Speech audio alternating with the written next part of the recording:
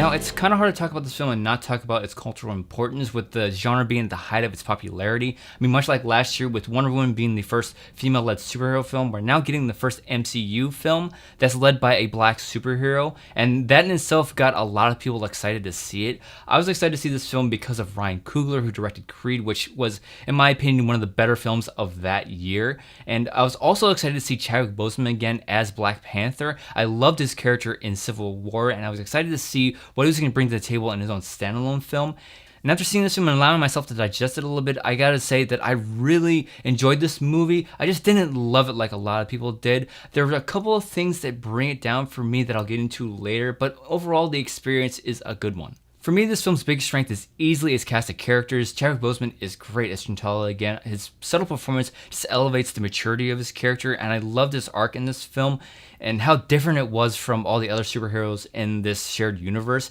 It wasn't that rehash of the I have these new abilities or this great new suit and how am I going to utilize that. It was more of like a coming to his own as the leader of Wakanda. I just love the decisions and the sacrifices he has to make to get to that point in his arc, and his character is just elevated by pairing him with this great supporting cast of strong women who have their own strengths. And the Lupita Nyong'o and Dina Guerrero's performances are really good, but it was Letitia Wright as Shuri who really stood out to me. I immediately connected with her character, and her performance just brought a really great breath of fresh air to this film, and she really filled that role of the comedic relief really well, and I really hope to see her in future MCU films.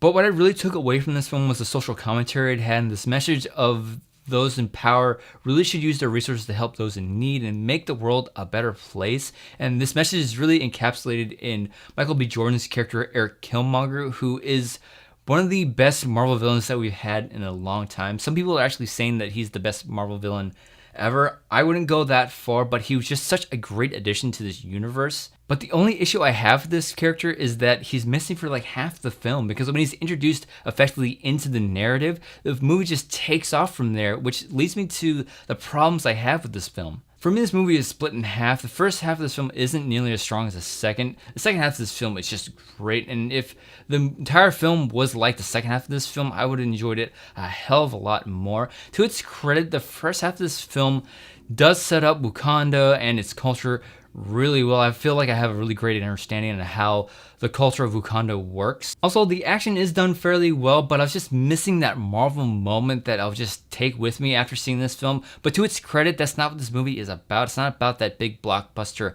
action. It's more about developing characters and developing their stories and moving their development forward. And also, with this movie being in a shared universe, you have to see where it fits in the MCU. And I would say that this movie stands on its own really well. You don't have to have seen all the other movies leading up to it, and you can go into this film without seeing the other ones and still really enjoy it. But for me, that's kind of a good and a bad thing. I was kind of hoping to see a little bit more of what T'Challa experiences in Civil War carry over into this film, and I really only saw one connection with those films, and really what he experiences in Civil War didn't really affect his actions in this film. So in the end, this was another success for Marvel. When it's executing its stronger elements, it's great. Just getting to that point was where this movie struggles. Though the action wasn't the focus of the film, I would have liked to seen something that stuck with me, but I like that it wasn't a typical superhero film, so I'm giving Black Panther 3.5 out of 5 stars. So now it's your turn. If you saw Black Panther, let me know what you thought of it in the comment section below. If you enjoyed this video, be sure to like and share it, and to stay up to date on all the videos going up on this channel, give that subscribe button a click. Thanks as always for watching, and I'll see you in the next video.